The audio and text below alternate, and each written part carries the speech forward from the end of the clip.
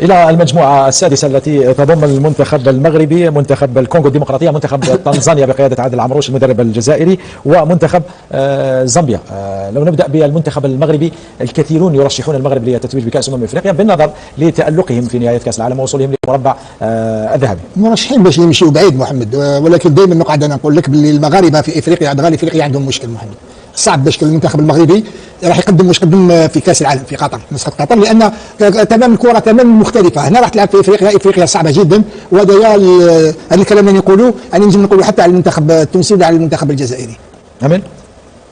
من بين اقوى المرشحين على الورق، ولكن كاس افريقيا صعب جدا انك تعيد نفس او تكرر نفس الانجاز الذي او على الاقل نفس الاداء الذي قدمه المنتخب المغربي في كاس العالم 2022 في قطر. ولكن نظرا لما يملكه المنتخب المغربي من اسماء، فمن الممكن جدا ان يكون واحدا من طرفي المباراه النهائيه. عنده نجوم كبار في هذا المنتخب، مدرب شاب يسير المجموعه بطريقه اكثر من رائعه، عنده حكيمي، عنده أناحي، عنده النصيري، عنده الحارس بونو، عنده زياش، عنده شادي رياض شادي، عنده زلزولي، عنده تشكيله رائعه، عنده اسماء رنانه. الان كيف سيتم توظيفهم، خصوصا انه الركراكي كان شجاعا للغايه واستبدل الكثير من الاسماء التي خاضت معه. نعم، 11 لاعب ممن خاضوا معه معركه قطر استبدلهم، وكان صريحا مع الجماهير حين قال انا استدعي من اراهم ثابتين في المستوى من اجل مصلحه المنتخب، ولا تهمني الاسماء التي لعبت معي كاس العالم. لذلك سنرى هذا التغيير.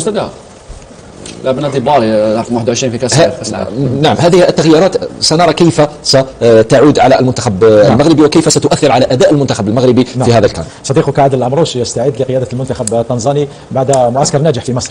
هو عادل انا تكلمت مع محمد، يقول باللي راح نمشي للدور الثاني، يقولوا عندك المنتخب المغربي، عندك فاز عليك في تصفيات كاس العالم، قال لك لا هذاك شيء اخر، بين الحاكم كان عنده دور كبير في المباراه هذه، ولكن اليوم قال لي نقدر نمشي للدور الثاني وحضرنا على المنتخب كما لازم الحال. المنتخب المغربي كان سبقني قاسي سعيد خدا تحدث، وحتى حسين قال دائما اعتقد بانه لما تشوف قوائم المنتخب المغربي مثلا منذ سنه 2004 وصولا الى غايه قائمه اليوم 2024، دائما ما امتلك افضل القوائم من حيث اللاعبين، نتحدث عن منتخبات شمال افريقيا، من حيث اللاعبين المحترفين في الانديه الكبيره، لكن في كل مره يعجز. في المره الماضيه مثلا قبل في 2022 وقفوا المنتخب المصري لو تتذكرون جيدا تلك المباراه، وكان المنتخب المغربي كان قوي. في الدوره التي قبلها خرج على يد منتخب البنين في الدوره سنه 2019، اقصاه المنتخب البنيني في 2017 كان من المرشحين، واقصي في 2015 نفس الحكايه. لذلك اعتقد بانه المنتخب على ما اعتقد 2015 لم يتاهل. نعم، في 2015 المنتخب المغربي كان مقصى امين، كان مقصى بسبب رفض التنظيم. كان يسمح في التنظيم وراح مشى الغنيه الاستوائيه تنظيم. المنتخب المغربي لطالما امتلك لاعبين اصحاب جوده كبيره، لكن ربما مشكلته في المجموعه مع وليد الكراكي. هنالك احاديث على المجموعه في المنتخب المغربي تعيش جيدا، لكن يبقى دائما هاجس افريقيا.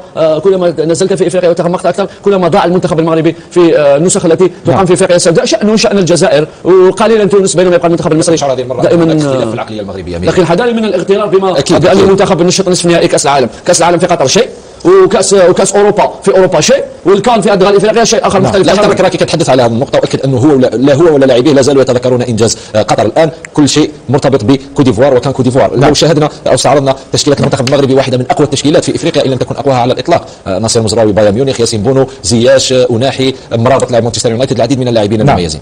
نعم، وصلنا